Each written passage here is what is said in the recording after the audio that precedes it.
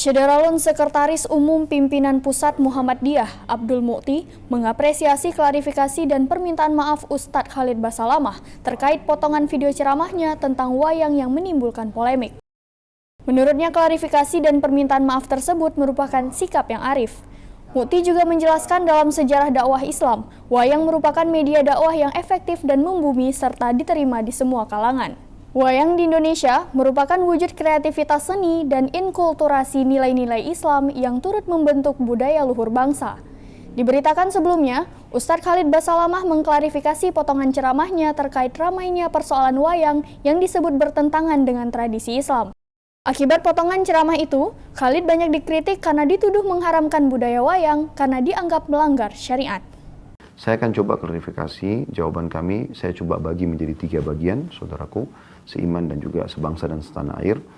Yang pertama adalah lingkupnya adalah pengajian kami dan jawaban seorang dai muslim kepada penanya muslim. Itu dulu batasannya. Dan saya pada saat ditanyakan masalah wayang, saya mengatakan alangkah baiknya dan kami sarankan agar menjadikan Islam sebagai tradisi, jangan menjadikan tradisi sebagai Islam. Dan tidak ada kata-kata saya di situ mengharamkan. Saya mengajak ya agar menjadikan Islam sebagai tradisi. Makna kata-kata ini juga, kalau ada tradisi yang sejalan dengan Islam, tidak ada masalah. Dan kalau bentrok sama Islam, ada baiknya ditinggalkan. Dan ini sebuah saran.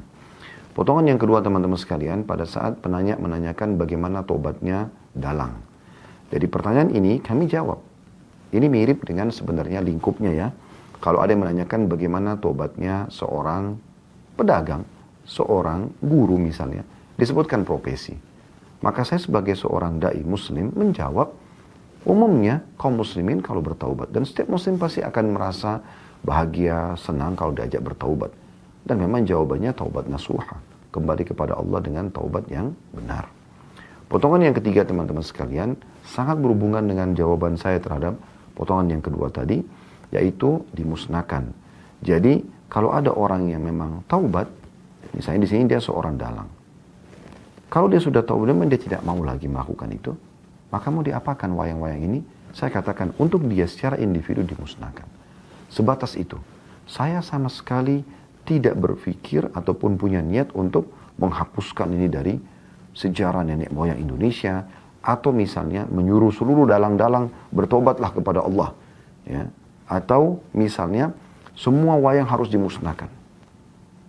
Anda mau melakukannya, itu hak Anda. Kami sedang ditanya, mohon maaf, lingkup di taklim kami. Namun teman-teman sekalian,